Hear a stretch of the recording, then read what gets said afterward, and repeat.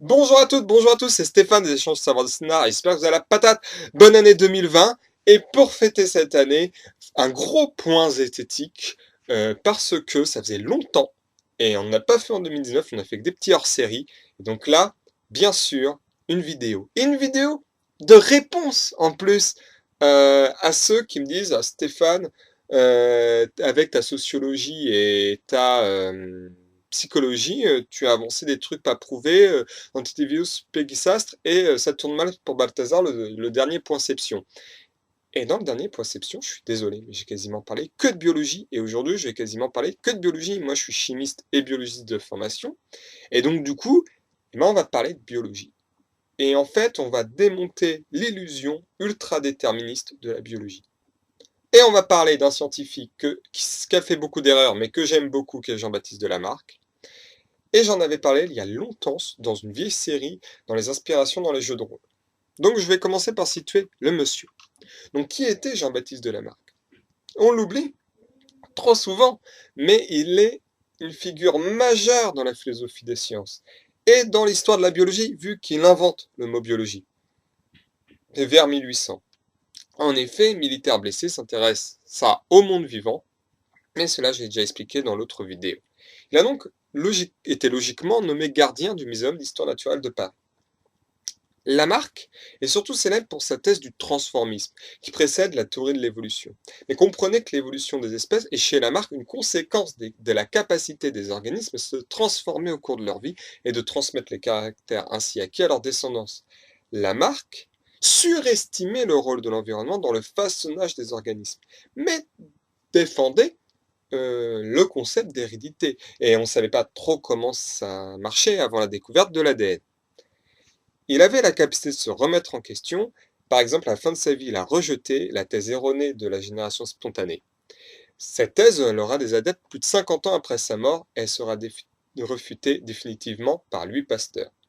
Et d'ailleurs, notons qu'il a changé d'avis sur le mécanisme évolutif, vu qu'avant il voyait une évolution linéaire, et à la fin de sa vie, il a fait un arbre pour montrer que l'évolution d'un même organisme pouvait donner plusieurs possibilités.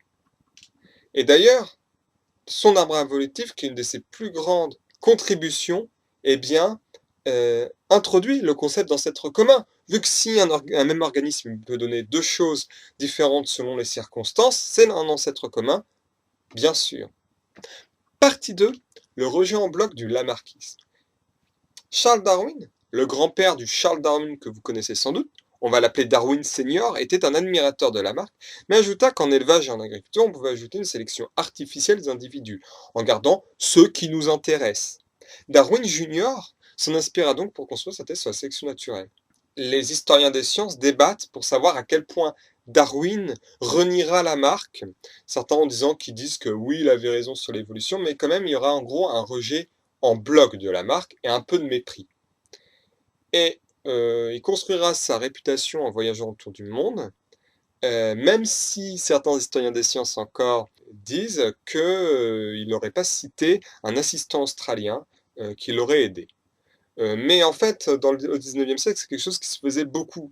Il y avait le chef scientifique qui était celui qui faisait officiellement les travaux. Il pouvait avoir des assistants pas crédités, si j'ose dire. Donc, ça se faisait beaucoup. Et surtout que Darwin, avec ça, s'est fait construire ensuite une réputation de carriériste qu'on retrouve dans un film d'animation comme Pirate bon en a rien, mauvais un tour, dans lequel il est malmené. Hein. Et il partage la paternité de la sélection naturelle avec son collègue Wallace, mais Darwin sera très honnête avec Wallace et l'aidera même à publier. Et en fait, son rejet de Lamarck, il peut avoir plusieurs raisons. Déjà, une des raisons scientifiques. La sélection naturelle paraît bien plus crédible que les mécanismes lamarckiens aux yeux de Darwin. Des raisons politiques. Lamarck était français et républicain, convaincu. En fait, on ne sait pas. Évidemment, les raisons peuvent être multiples. Et d'ailleurs, il y a les problèmes de Darwin qui va être dans la caricature inverse de Lamarck. En gros, tout marche par sélection naturelle et sexuelle, en gros. Mais il y aura aussi les problèmes de la déformation de Darwin. Et son cousin Galton fonde l'eugénisme. et Spencer, le darwinisme social. Mais tout ça, ce n'est pas dû à Darwin. Darwin rejetait le darwinisme social. Donc on voit qu'il y a des problèmes de ceux qui vont détourner Darwin. D'ailleurs, Dirty Biology l'explique très bien dans une vidéo sur laquelle nous reviendrons, dans laquelle il parle d'eugénisme. On comprend que pendant longtemps, on a donc rejeté en bloc le vieux gardien du muséum pour des raisons scientifiques, mais aussi politiques. Et donc la découverte de l'ADN, elle sembla fermer la discussion avec des informations totalement inscrites à la naissance. Et donc ce serait la sélection naturelle le seul moyen d'expliquer l'évolution. Mais quelle bande de naïfs! Notons que certains doutaient sérieusement, et le terme d'épigénétique, influence des phénomènes environnementaux sur les gènes, est inventé à partir des années 1940, et il est dérivé du mot épigénèse datant de l'Antiquité. Partie 3, le comeback de Lamarck. Le séquençage du génome était évidemment attendu. Et là, patatras. On a plein de caractères pour lesquels on n'a pas de gène et on ne sait pas à quoi sert l'essentiel de l'ADN. Encore aujourd'hui, plus de 80% de l'ADN humain est une fonction inconnue. Surtout, naît le concept de prédisposition. Vous savez, comme ces gènes qui vous donnent le cancer, sauf s'ils ne s'expriment pas pour une raison ou une autre. La génétique est donc un bazar sans nom, dont personne ne se doutait de la complexité avant les années 90, sauf peut-être les épigénéticiens un peu lamarckiens sur les bords, qui disaient que l'environnement joue sur l'expression des gènes. Bon, ils auraient pu s'en douter vu que ce serait bazar quand même, vu que Barbara McClintock a eu le prix Nobel en 1983 pour avoir découvert les transposons, ces gènes qui se déplacent, et les étudiés dans les années 40 et 50, à une époque où on ne connaissait même pas la structure de l'ADN. On voyait juste les chromosomes. Bref, à partir des années 1990, on comprend que les gènes n'expliquent pas l'ensemble des caractères des individus. On l'a bien vu dans l'épisode sur Peggy Sastre, où justement le poinception et leur échec à prouver un déterminisme inné fort sur différences comportementales entre femmes et hommes. Sur ce point, Odile Fillot a donné 4 heures d'interview à l'émission sceptique Méta de choc. Je vous mets le lien en description. Si la sélection naturelle de Darwin Jr., comme on l'a appelé, reste déterminante, les scientifiques montrent que l'environnement modifie jusqu'à la structure de notre ADN de manière marginale, mais surtout l'expression des gènes durant notre vie. Les mécanismes évolutifs sont donc bien plus complexes que ce que l'on pensait auparavant, avec une petite part de facteurs lamarckiens. 200 ans après sa mort, le chevalier est de retour. Et donc j'ai dit que je revenais sur la vidéo de Dirty Biology. Si elle est globalement très intéressante, très bien faite, je le trouve très court sur les limites techniques de l'eugénisme, même celui qui est dit libéral.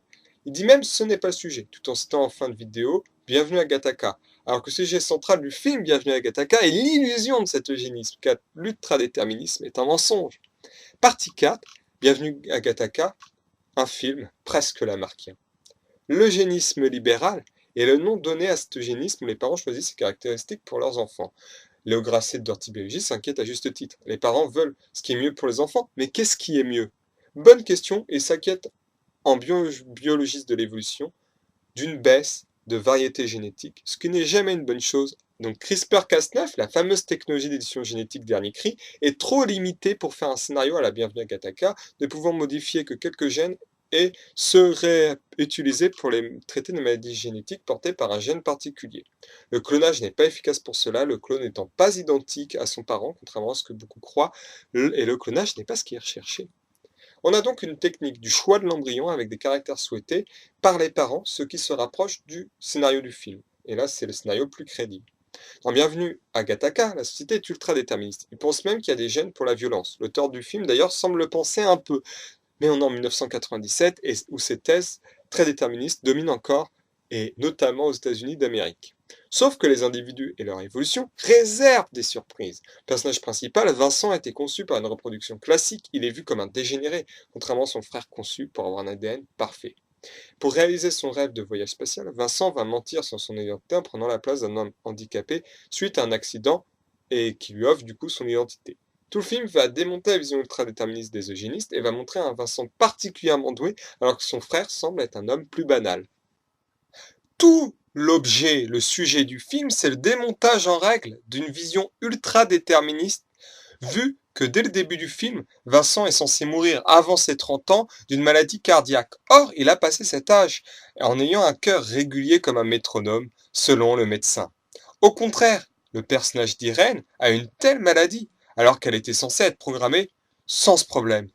Voyez ce film, il est excellent. Le message du film, c'est que l'humain, et plus largement le vivant, n'est pas totalement programmable. Et vos enfants vous réserveront des surprises. Les sociétés vous font un choix d'embryon, font survivre vos fantasmes d'avoir un enfant en particulier, mais c'est un leurre, c'est un mensonge. Bienvenue à Gattaca date de 1997, et 20 ans de recherche confirment le message du film. Le lamarckisme est donc un peu prégnant, que ce soit dans le contenu scientifique ou le message humaniste. Et pour finir sur les idées et moins sur les sciences, on voit bien que le mensonge eugéniste avec les animaux de compagnie. L'animalerie vous vend un chat. Vous voyez son sexe, son pelage, la couleur de ses yeux, etc. Mais le chat, il n'aura jamais le comportement que vous attendrez de lui. Il vivra sa vie avec ses propres caractéristiques. Ce consumérisme où on fait croire qu'on a choisi un animal, il est à l'origine de beaucoup d'abandons. L'ASP entend il est collant, ou au contraire, il n'est pas assez câlin. Quand les gens abandonnent leur animal, ce sont des caractéristiques qui ne sont pas programmables qu'ils abandonnent en quelque sorte. Donc voilà, pour résumer la vidéo, qui finalement n'est pas trop longue, il y a eu des gros débats sur les mécanismes évolutifs, avec un environnement qui façonne un peu trop les individus chez Lamarck, avec une sélection naturelle comme explication un peu trop unique chez Darwin, et avec un mélange de ces choses plus de nouvelles découvertes à la suite.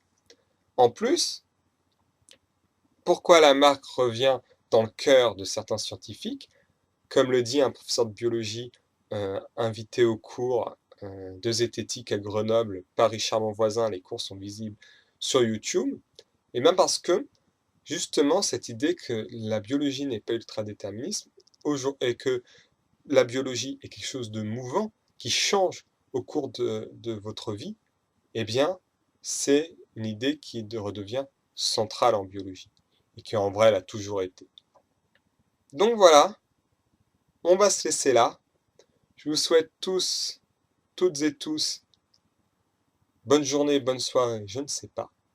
Et je vous dis à très vite. N'hésitez pas à aimer et à partager la vidéo.